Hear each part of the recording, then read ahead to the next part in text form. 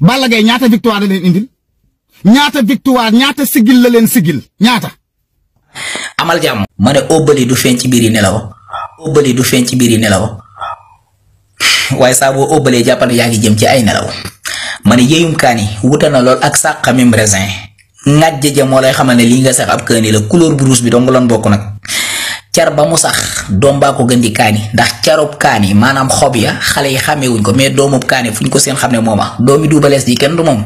ci làmb ji ñu ne. ma ne Balla Gaye numéro 2 moo njëkk a gagné CLAF en 2006 CLAF bi mu gagné woon nag kuy taxawaalu du ko gagné ku mënta bëri du ko gagné kuy jàng bëri du ko gagné ndax ay ndaanaan rek la ko seqaloon mu daal di gagné CLAF 2006 ñu ne déeta waaye 2010 mu daal di daan Modou Lo am 14 combats 14 victoire musul laal suus 15e combat Balla Gaye ko njëkk a daan ci àdduna beneen bi mooy 2010 encore mu daal di daan Baboy 2011 mu daal di naafila Tyson ne ko ginnaaw suba dañoo war a wóor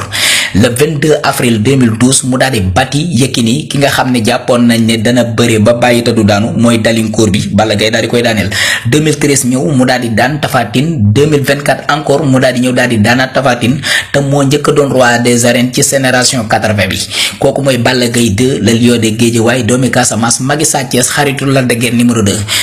kon daa def dara ci làmb ji kii tey même boo ko supporté wul sax tey danga ko waroon a ñaanal mu am ndam tax tey bu daana woon dara du baax ndax Balla Gaye sens la ci biir làmb dafay dundal làmb tey làmb dafa dekkiwaat te ko xool Balla Gaye tey di nga xam ne Balla Gaye ba fi ñëwoon 2008 2009 2010 te mu daan sol tenue militaire bi Balla Gaye boobu moo ñëwaat indiwaat forme bu baax forme bi ñu ko xamee yaramam da koo liggéeyaat li ci mbalit lépp da ko génne sànni ca àll ba daal di indi original Balla Gaye satisferaat ay supporteram kon gàcce ngalaama jàmbaar ji Balla Gaye numéro 2 Sénégalais yi di kontaan nañ ñi nga xam ne lu baax a leen ñor de tey dangaa dekkalaat lamb te dangaa dundalaat lamb indi nga fulla indi nga fayda indi nga jom yaa bëre yaa daan yaa ñibbi wan bi saka